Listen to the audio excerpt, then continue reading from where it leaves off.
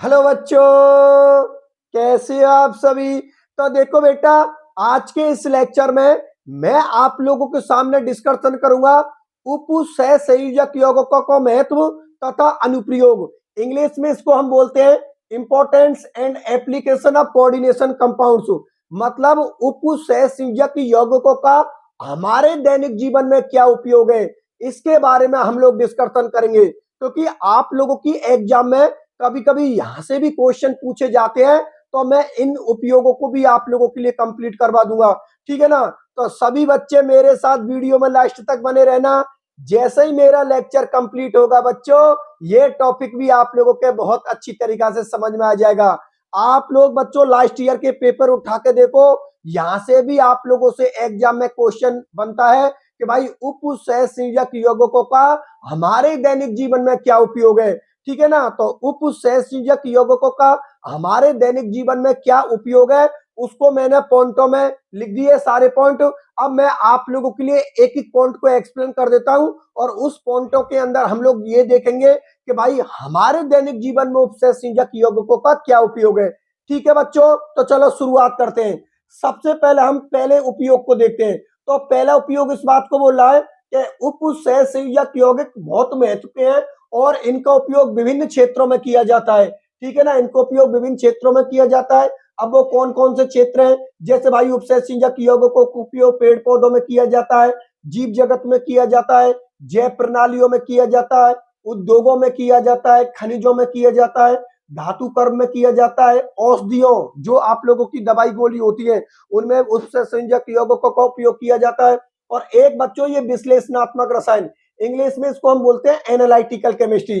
तो analytical chemistry अर्थात विश्लेषणात्मक रसायन में भी हम उपसहसंयोजक यौगिकों का विशेषकर उपयोग होता है। तो इन सारे पॉइंटों को आप लोग याद रखना। मैं फिर बता रहा हूं बच्चों, यहां से एग्जाम में क्वेश्चन बनता है। आप लोग लास्ट ईयर के पेपर उठा के देखो तो आप लोगों को पता लगेगा कि एग्जाम में यहां से आप लोगों के क्वेश्चन बनते हैं। ठीक है ना, इसलिए एक एक पॉइंट को ध्यान से समझ कर चलना और एक एक पॉइंट को आप लोग याद रखना। एग्जाम में जिस तरीका से भी आप लोगों से क्वेश्चन पूछे ना, आप लोग उसी तरीका से जवाब दे देना। ठीक है ना।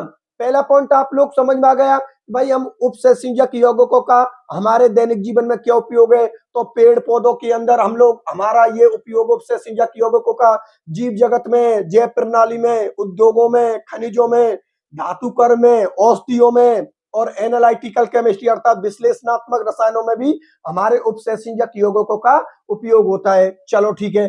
दूसरा देखो, क्या जो हमारे प्रैक्टिकल होते हैं ना बच्चों, इनऑर्गेनिक केमिस्ट्री के जो प्रैक्टिकल होते हैं, तो इनऑर्गेनिक केमिस्ट्री के प्रैक्टिकल में भी हम लोगों के उपसहसंयोजक यौगिकों का उपयोग होता है। तो दूसरा पॉइंट हमारे प्रैक्टिकलों के बारे में दे रखा है कि गुणात्मक तथा मात्रात्मक हो। ठीक है ना, गुणात्मक तथा मात्रात्मक रासायनिक विश्लेषणों में उपसहसंयोजक यौगिकों का बहुत महत्व है। ठीक है ना, ये हम लोगों का प्रैक्टिकल है। एक तो ईडीटी का है और एक बच्चों डीएमजी का है। ईडीटी को आप लोग अच्छी तरीका से जानते हो, ethylene diamine tetra acetate ion. EDT अपना लिगेंड होता है जिसका नाम क्या होता है, ethylene diamine tetra acetate ion. इसका प्रैक्टिकल है इनऑर्गेनिक केमिस्ट्री का। तो वहां पर उपसहसंयोजक यौगिकों का उपयोग किया जाता है और इसका नाम है बच्चों डीएमजी। डीएमजी को हम बोलते हैं डाई मेथिल ग्लाइऑक्जिम। इसका नाम क्या है, डाई मेथिल ग्लाइऑक्जिम। ये भी बच्चों आप लोगों का इनऑर्गेनिक केमिस्ट्री का प्रैक्टिकल है। तो कहने का मेरा मतलब ये हुआ कि गुणात्मक तथा मात्रात्मक विश्लेषण में अर्थात प्रैक्टिकल के अंदर भी हम लोग उपसहसंयोजक यौगिकों का उपयोग करते हैं। किसके रूप में, ईडीटीए और डीएमजी, ये दोनों ही इनऑर्गेनिक केमिस्ट्री के आप लोगों के प्रैक्टिकल है।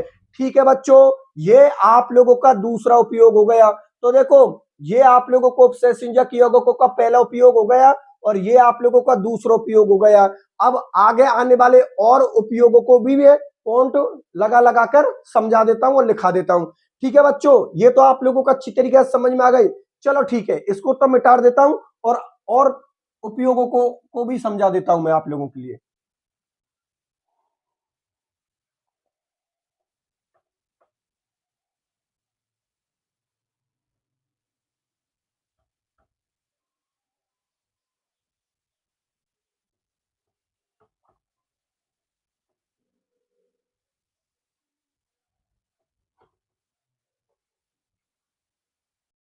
देखो बच्चों बोर्ड की तरफ, यहां पर मैंने तीसरे नंबर के उपयोग को लिख दिया और चौथे नंबर के उपयोग को लिख दिया। अब इन दोनों उपयोगों को भी मैं आप लोगों के लिए समझा देता हूं। सबसे पहले हम लोग तीसरे नंबर के उपयोग को देखते हैं। तीसरे नंबर का उपयोग ये बोल रहा है कि जल की कठोरता का निर्धारण Na2EDTA के साथ अनुमापन द्वारा किया जाता है। ठीक है ना।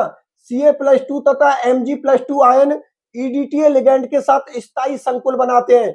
बच्चों ये तीसरे नंबर का जो आप लोगों का उपयोग है, ये एग्जाम की दृष्टि से बहुत इंपॉर्टेंट उपयोग है, क्योंकि यहां से कई बार एग्जाम में क्वेश्चन पूछा जा चुका है। अब वो क्वेश्चन किस तरीका से पूछा जा चुका है उसको अभी मैं आप लोगों के लिए बताऊंगा। पहले मैं आप लोगों के लिए इस उपयोग को समझा देता हूं।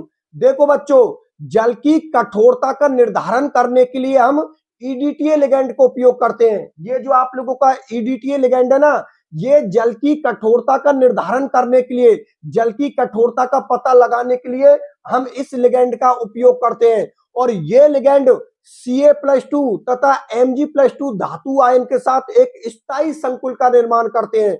बात मेरी आप लोग समझ में आ गई ना। तो ये बात आप लोगों को पता होनी चाहिए कि जो आप लोगों का EDTA लिगेंड है, ये जल की कठोरता का निर्धारण करने के लिए या जल की कठोरता का पता लगाने के लिए इसका उपयोग किया जाता है। चलो ठीक है। अब सवाल ये कि एग्जाम में क्वेश्चन किस तरीका से पूछा जाता है। बच्चों एग्जाम में क्वेश्चन इस तरीका से पूछा जाता है आप लोगों से कि जल की कठोरता का निर्धारण कौन से लिगेंड के द्वारा किया जाता है। तो आप लोगों का जवाब होगा सिर्फ एक वर्ड में EDTA। बात मेरी आप लोग समझ में आ गई ना। एक बार फिर से मैं आप लोगों के लिए बता देता हूं। एग्जाम में आप लोगों से इस प्रकार से क्वेश्चन पूछा जाएगा कि जल की कठोरता का निर्धारण कौन से लिगेंड के द्वारा किया जाता है। ये आपके आधे आधे एक एक नंबर के क्वेश्चन आते हैं ना, वो उसी प्रकार से आते हैं आप लोगों के उसमें यही पूछा जाता है कि भाई जल की कठोरता का निर्धारण कौन से लिगेंड के द्वारा किया जाता है। तो आप लोगों का जवाब होगा EDTA। आंसर लिख देना, आंसर में EDTA लिख देना आप लोग कि भाई जल की कठोरता का निर्धारण EDTA लिगेंड के द्वारा किया जाता है। बात मेरी आप लोग समझ में आ गई ना। इसलिए जो आप लोगों का तीसरे नंबर का उपयोग है बच्चों, ये आप लोगों का एग्जाम की दृष्टि से इंपॉर्टेंट है। इसको याद कर लेना। मैं फिर बता रहा हूं आप लोगों के लिए, इसका क्वेश्चन कई बार एग्जाम में पूछा जा चुका है, तो आप लोगों से यहां से भी क्वेश्चन पूछ सकते हैं एग्जामिनर। ठीक है ना। चौथे नंबर के उपयोग को देखो।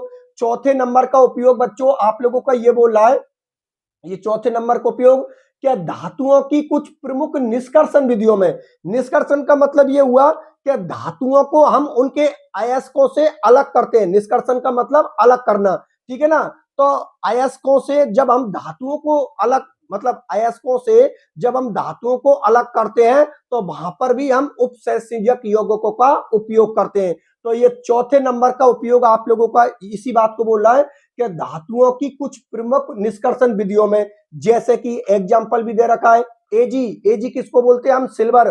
सामान्य बोलचाल की भाषा में इसको हम चांदी बोलते हैं। तथा एयू, एयू कौन होता है? गोल्ड। सामान्य बोलचाल की भाषा में इसको हम क्या बोलते हैं? सोना। ठीक है ना।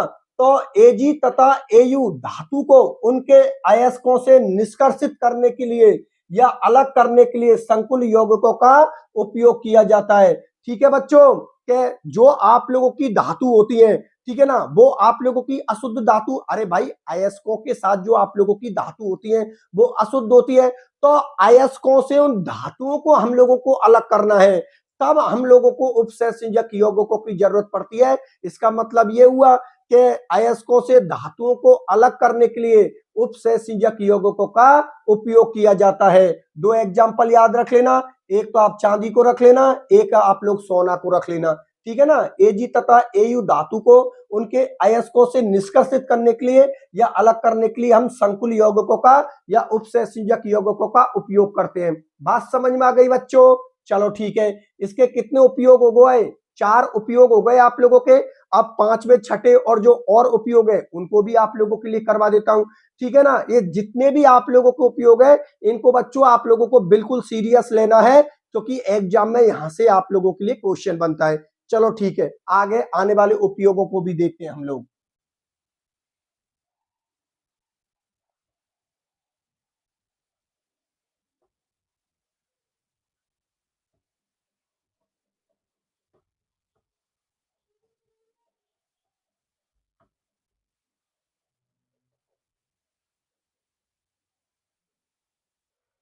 देखो बच्चों बोर्ड की तरफ, यहां पर मैंने आप लोगों के लिए 5वें नंबर का उपयोग लिख दिया और छठे नंबर का उपयोग लिख दिया। अब इन दोनों उपयोगों को मैं आप लोगों के लिए समझा देता हूं। सबसे पहले हम लोग 5वें नंबर के उपयोग को देखते हैं। 5वें नंबर का उपयोग इस बात को बोल रहा है कि इसी प्रकार से धातुओं का शुद्धिकरण उनके संकुल यौगिक बनाकर उसे पुनः विघटित करके किया जा सकता है। जैसे कि अशुद्ध निकल को पहले हम किस में कन्वर्ट करेंगे, NiCO को हॉलफोर संकुल में परिवर्तित किया जाता है, फिर इसे विघटित कर शुद्ध निकल प्राप्त किया जाता है।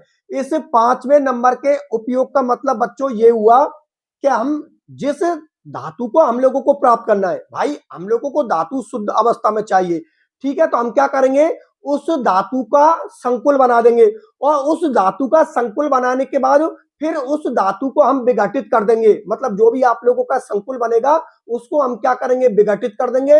विघटन के बाद जो हम लोगों को धातु प्राप्त होगी वो हम लोगों की शुद्ध धातु प्राप्त होगी। मेरी बात आप लोग समझ में आ गई ना? एक बार फिर से मैं आप लोगों के लिए इस पॉइंट को एक्सप्लेन करता हूं।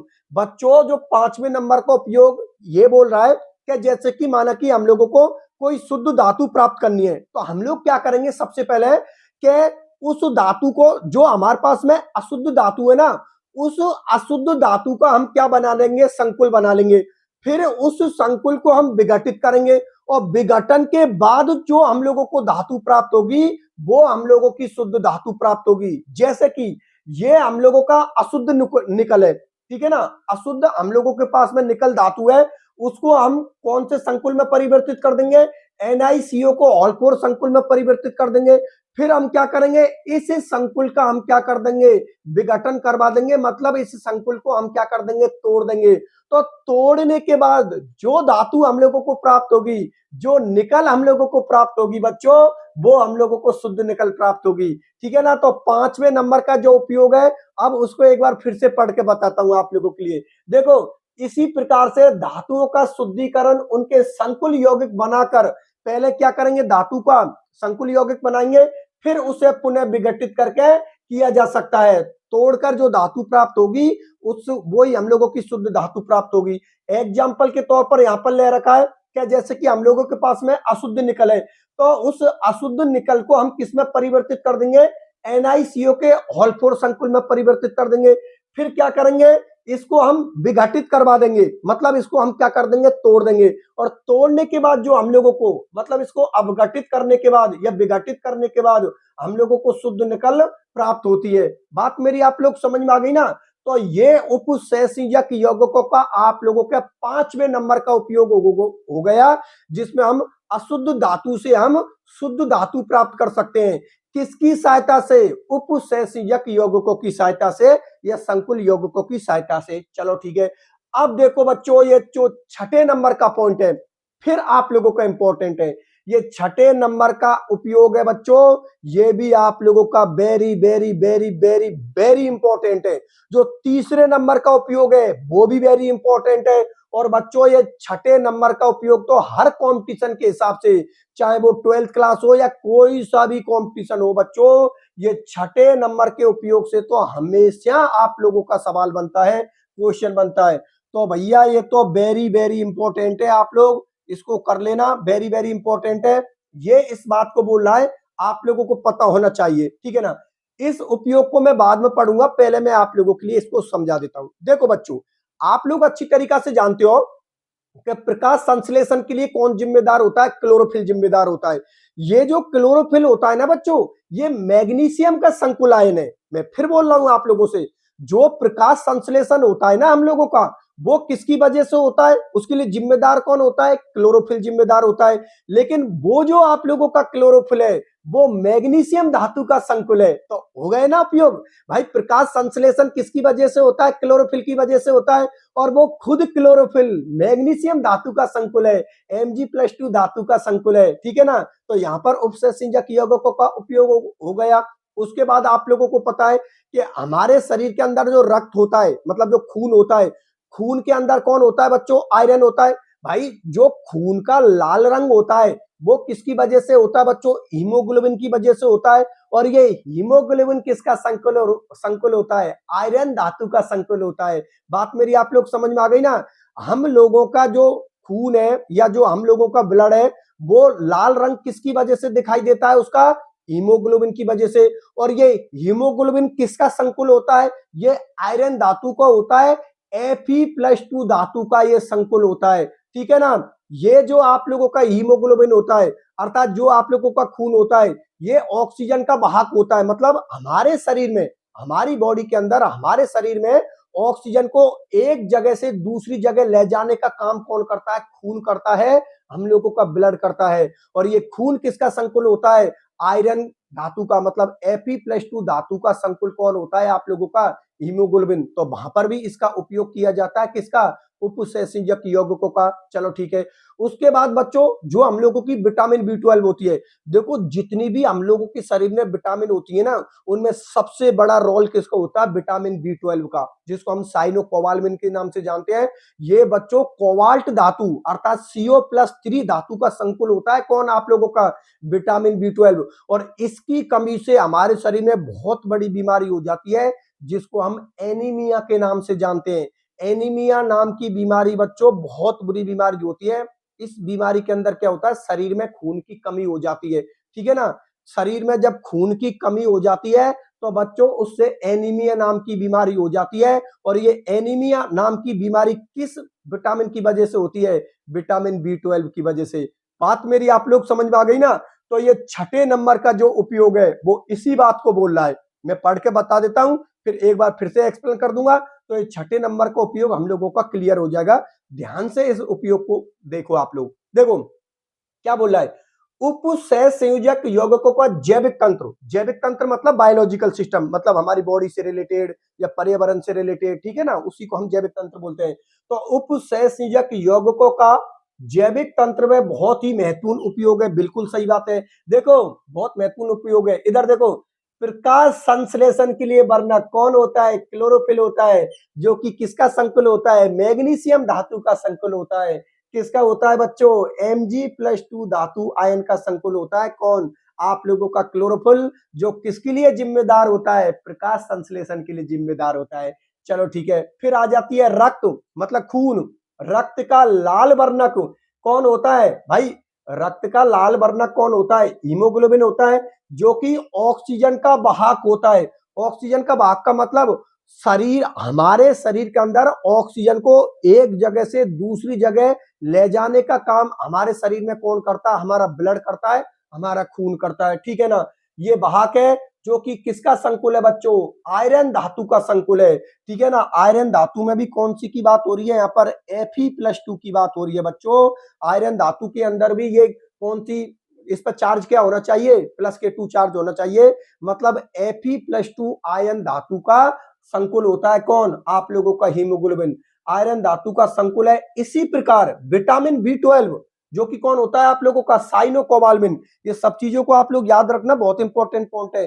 साइनोकोबाल्मिन किसका संकुल होता है? कोबाल्ट धातु का। और कोबाल्ट में भी उसकी कौन सी फॉर्म होनी चाहिए? उसकी ऑक्सीडेशन स्टेट कितनी होनी चाहिए? +K3। कोबाल्ट के अंदर भी कौन होगा? आप लोगों का CO+3 का संकुल है, जिसकी कमी से एनीमिया नाम की बीमारी हो जाती है। बच्चों बात आप लोग समझ में आ गई ना। तो ये उपसहसंयोजक यौगिकों का जो उपयोग है, उनमें छठे नंबर का पॉइंट बच्चों बहुत ज्यादा इंपॉर्टेंट है। एक बार फिर से मैं आप लोगों के लिए इसको एक्सप्लेन कर देता हूं, क्योंकि पॉइंट बड़ा इंपॉर्टेंट है। ठीक है। आप लोगों का जो छठे नंबर का उपयोग है वो क्या बोल रहा है कि भाई, जो हमारे उपसहसंयोजक यौगिक है ना, उनका जैविक तंत्र में बहुत ज्यादा उपयोग है। जैविक तंत्र मतलब पूरा अपना एक बायोलॉजिकल सिस्टम होता है। ठीक है ना। प्रकाश संश्लेषण किसकी वजह से होता है? क्लोरोफिल की वजह से। और ये क्लोरोफिल किस धातु का संकुल होता है? मैग्नीशियम का, मतलब Mg+2 का। हमारे शरीर में ऑक्सीजन को एक जगह से दूसरी जगह ले जाने का काम कौन करता है? ब्लड करता है। ठीक है ना। हमारे खून का लाल रंग किसकी वजह से होता है? हीमोग्लोबिन की वजह से होता है, जो कि किसका संकुल होता है? आयरन धातु का संकुल होता है। आयरन में भी किसका? Fe+2 का होता है।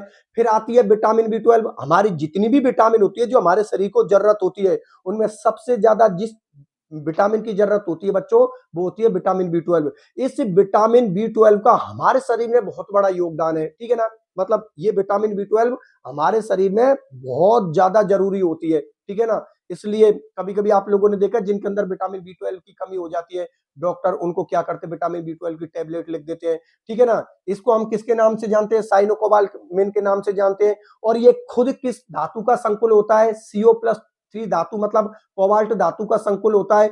अगर विटामिन B12 की जितनी मात्रा हमारे शरीर में होनी चाहिए, ठीक है ना, जितनी जरूरत हमारे शरीर में होनी चाहिए, अगर इतनी जरूरत हम लोगों को नहीं मिल रही है विटामिन B12 की, हमारे शरीर में कमी हो गई बच्चों, तो उससे एनीमिया नाम की बीमारी हो जाती है। एनीमिया नाम की बीमारी के अंदर शरीर के अंदर खून की कमी हो जाती है। बात समझ में आ गई? तो ये छठे नंबर का आप लोगों का उपयोग है। चलो ठीक है, अब कितने हो गए आप लोगों के, 6 उपयोग हो गए। इसके टोटल मैंने 9 उपयोग लिखे हैं, तो अभी 3 उपयोग और है, उनको भी मैं आप लोगों के लिए करवा देता हूं। ठीक है ना, अभी मैंने इंपॉर्टेंट एक तो तीसरे नंबर का उपयोग बताया है आप लोगों के लिए, और एक बच्चों मैंने छठे नंबर का उपयोग बताया है। चलो ठीक है, अब वो जो 3 उपयोग है 7, 8 और 9, उनको भी करवा देता हूं। तो देखो बोर्ड की तरफ,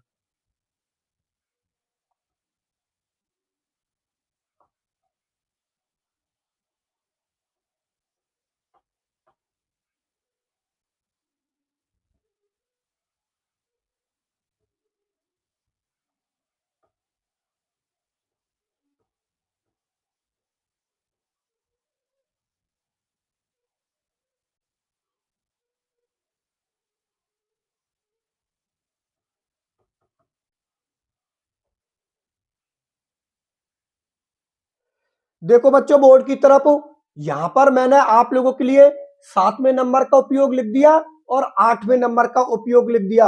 अब इन दोनों उपयोगों को भी मैं आप लोगों के लिए समझा देता हूं। तो सबसे पहले हम लोग 7वें नंबर के उपयोग को देखते हैं। 7वें नंबर का उपयोग बच्चों इस बात को बोल रहा है कि अनेक औद्योगिक प्रक्रमों में उपसेचक यौगिकों का उपयोग उत्प्रेरक के रूप में किया जाता है। मतलब जो आप लोगों के औद्योगिक प्रक्रम होते हैं ना, वहां पर कुछ जो आप लोगों को उपसेचक यौगिक है, उनका उपयोग उत्प्रेरक के रूप में किया जाता है। आप लोग अच्छी तरीका से जानते हो कि जो काफी रिएक्शन ऐसी होती हैं जो डायरेक्ट संपन्न नहीं होती, तो डायरेक्ट संपन्न नहीं होती तो उनके लिए हम क्या करते हैं, उन रिएक्शनों को हम उत्प्रेरक की उपस्थिति में करवाते हैं। तो उत्प्रेरक की उपस्थिति में वो रिएक्शन हमारी जल्दी हो जाती है।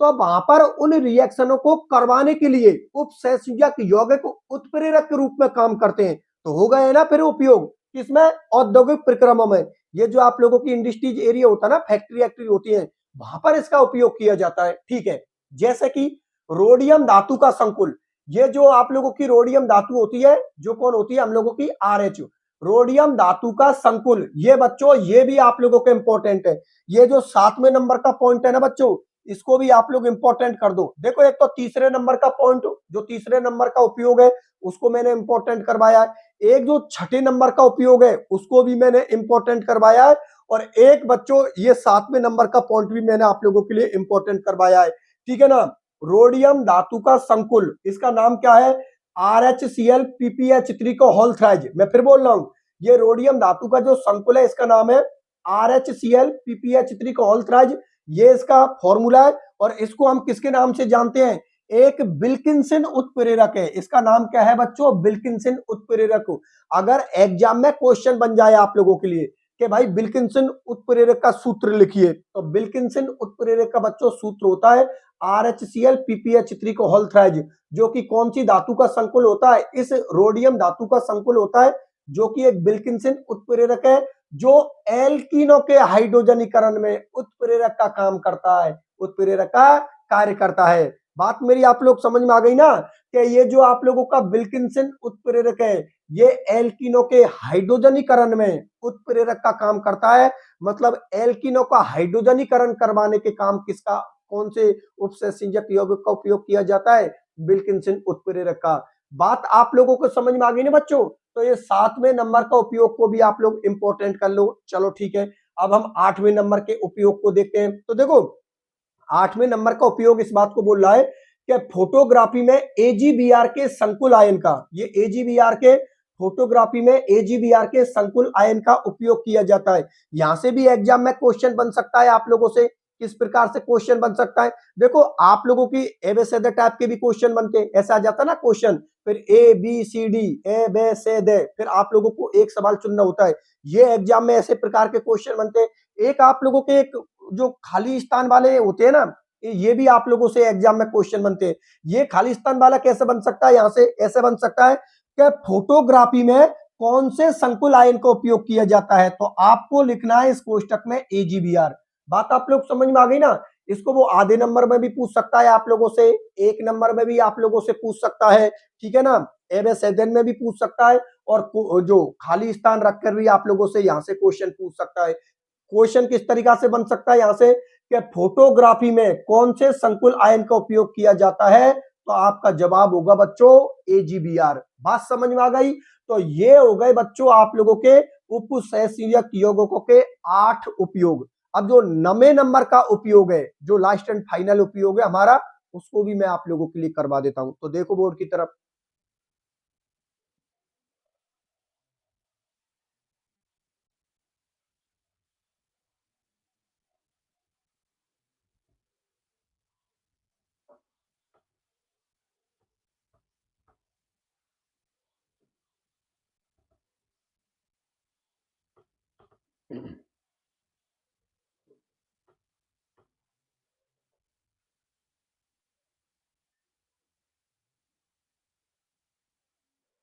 देखो बच्चों बोर्ड की तरफ, ये हम लोगों का 9वें नंबर का उपयोग है, और ये हम लोगों का लास्ट एंड फाइनल उपयोग है। इसको भी मैं आप लोगों के लिए करवा देता हूं बच्चों, और ये भी आप लोगों का वेरी वेरी इंपॉर्टेंट उपयोग है, तो इसको भी मैं इंपॉर्टेंट कर देता हूं आप लोगों के लिए, ठीक है ना। अब ये जो 9 उपयोग थे आप लोगों के, इनमें मैंने 4 उपयोग आप लोगों के लिए बहुत इंपॉर्टेंट बताए हैं। एक तो उपयोग तीसरे नंबर का बहुत ज्यादा इंपॉर्टेंट है, एक छठे नंबर का, एक 7वें नंबर का, और एक 9वें नंबर का जो उपयोग है बच्चों, एग्जाम की दृष्टि से ये बहुत ज्यादा इंपॉर्टेंट उपयोग है। बाकी के जो और बच्चे कुछ उपयोग हैं, वो तो उनमें तो ज्यादा कुछ दिक्कत वाली बात नहीं थी, तो वो तो इजीली हम लोगों को याद हो जाएंगे, ठीक है ना। उपयोग तो आपको 9 के 9 याद करने हैं, लेकिन एग्जाम की दृष्टि से यहां से ज्यादा क्वेश्चन पूछते हैं, इसलिए मैंने इनको इंपॉर्टेंट करवाया है। बाकी का एग्जाम में क्वेश्चन कहीं से भी पूछा जा सकता है। आप लोगों को बच्चों 9 के 9 उपयोग ऑन टिप्स पे होने चाहिए कि उपसंयोजक यौगिकों के 9 उपयोग क्या है। बात समझ में आ गई। चलो ठीक है, अब हम 9वें नंबर के उपयोग को एक बार देख लेते हैं। तो देखो, ये बोला है 9वें नंबर का उपयोग कि जो उपसंयोजक यौगिक होते हैं ना, उनका उपयोग चिकित्सा विज्ञान में भी किया जाता है, मतलब हम लोगों के इलाज में भी इनका उपयोग किया जाता है। किनका? उपसंयोजक यौगिकों का। तो 9वें नंबर का जो उपयोग है इसी बात को बोल रहा है। क्या बोल रहा है कि उपसंयोजक यौगिकों का उपयोग चिकित्सा विज्ञान में भी किया जाता है। अब चिकित्सा विज्ञान में कौन से उपसंयोजक यौगिक का उपयोग किया जाता है, वो भी आप लोगों के लिए दे रखा है। जैसे प्लेटिनम का एक जो संकुल यौगिक है जिसका नाम होता है बच्चों सिस्प्लेटिन, ठीक है ना। प्लेटिनम का जो संकुल यौगिक है उसका नाम है सिस्प्लेटिन, और इसका फॉर्मूला होता है PtNH3 का होल ट्वाइस Cl2। मैं फिर बोल रहा हूं, प्लेटिनम का जो संकुल यौगिक है उसका नाम है सिस्प्लेटिन, और इस सिस्प्लेटिन का जो फॉर्मूला होता है बच्चों वो ये होता है PtNH3 का होल ट्वाइस Cl2। अब ये क्या काम करता है सिस्प्लेटिन? ये बच्चों कैंसर के उपचार में यूज किया जाता है। इस सिस्प्लेटिन उपसंयोजक यौगिक का उपयोग किसमें किया जाता है? कैंसर के उपचार में किया जाता है। ये लिख रखा है, कैंसर के उपचार में प्रयुक्त होता है। कौन?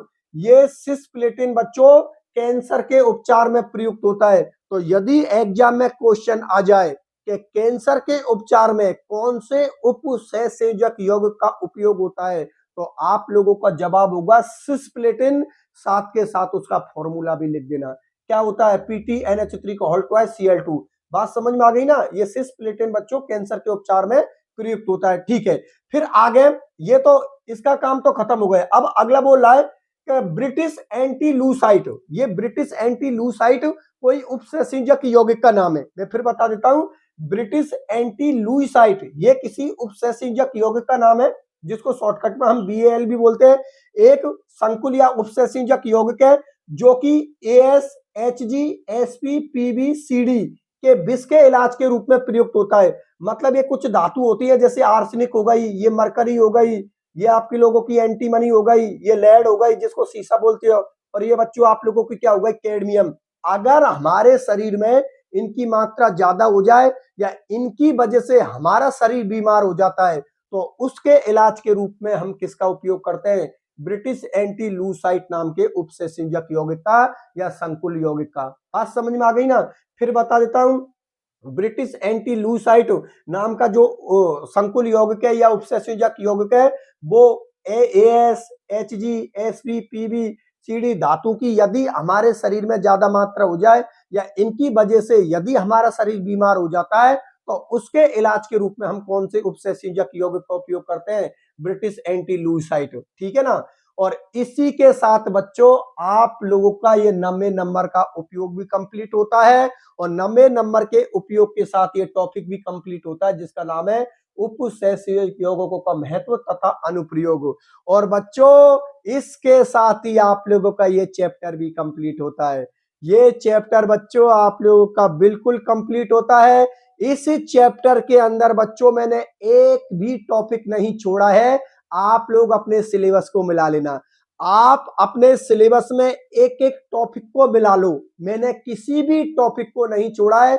ए से लेकर जेड तक आपके जितने भी टॉपिक जो आप लोगों के सिलेबस में दे रखे हैं बच्चों वो सभी करवाए हैं। काफी टीचर इस तरीका से होते हैं कि कुछ टॉपिक जो थोड़े टफ होते हैं या थोड़े बोरिंग टाइप के होते हैं उनको वो छोड़ देते हैं, लेकिन मैंने ऐसा कहीं पर भी नहीं किया है। मैंने ए से लेकर जेड तक जितने भी आप लोगों के टॉपिक हैं जो आप लोगों के एग्जाम के सिलेबस 12th वाले में दे रखे हैं बच्चों वो बिल्कुल कंप्लीट करवा दिया। अब अभी हमारा काम कंप्लीट नहीं हुआ है क्योंकि चैप्टर तो मैंने कंप्लीट करवा दिया लेकिन अभी किताब के क्वेश्चन बाकी हैं, अभी किताब के एग्जाम्पल बाकी हैं बच्चों। जो एनसीईआरटी और जो आप लोगों की सीबीएसई की बुक है उसमें कुछ एग्जाम्पल दे रखे हैं, तो जो सीधे सीधे एग्जाम्पल दे रखे हैं जिनको कोई भी बच्चा सॉल्व कर सकता है उनके बारे में तो मैं डिस्कशन नहीं करूंगा क्योंकि उसको तो आप लोग कर ही दोगे।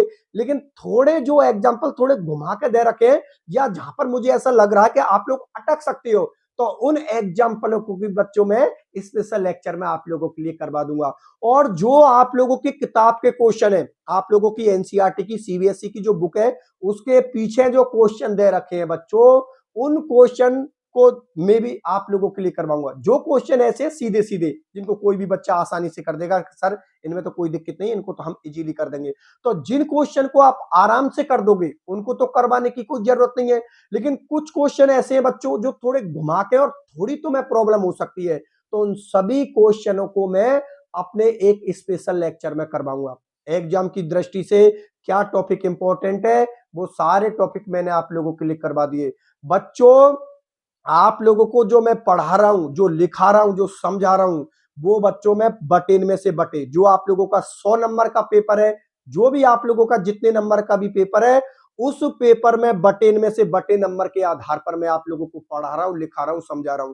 आपको कुछ नहीं करना है, जितने भी मेरे लेक्चर है एक एक लेक्चर को ले लीजिए आप लोग और उन लेक्चरों के बाद फिर मेरे नोट्स के अकॉर्डिंग आप लोग पढ़ाई करो बच्चों। आप लोगों का आधा नंबर भी नहीं कटेगा। केमिस्ट्री सब्जेक्ट में बच्चों आप लोगों के बटे में से बटे नंबर आएंगे और इस बात को आप लोग भी अच्छी तरीका से जानते हो क्योंकि एक एक लेक्चर आप लोगों ने मेरा देखा है, तो एक बात तो आप लोगों को समझ में आ गई कि सर ने पूरे टॉपिक करवाए हैं, कोई भी टॉपिक नहीं छोड़ा है सर ने। एग्जाम्पल भी करवा रहे हैं सर, क्वेश्चन भी करवा रहे हैं किताब के, सब कुछ करवा रहे हैं, तो नंबर कटेगा कहां से? अरे भाई नंबर कहां से कटेगा क्योंकि सारा कंटेंट तो हम लोगों ने कर लिया। नोट्स की इतनी बेहतरीन क्वालिटी है, जिन बच्चों ने नोट्स देख लिए जो ऐप से जुड़े हुए हैं वो बच्चे इनको पता है कि नोट्स की किस तरीका से क्वालिटी है, कितनी बेहतरीन क्वालिटी है। तो जो बच्चे अभी तक ऐप से नहीं जुड़े हैं, जिन बच्चों के पास में मेरे वाले नोट्स नहीं है बच्चों, आज ही आप लोग वो सारे नोट्स ले लीजिए।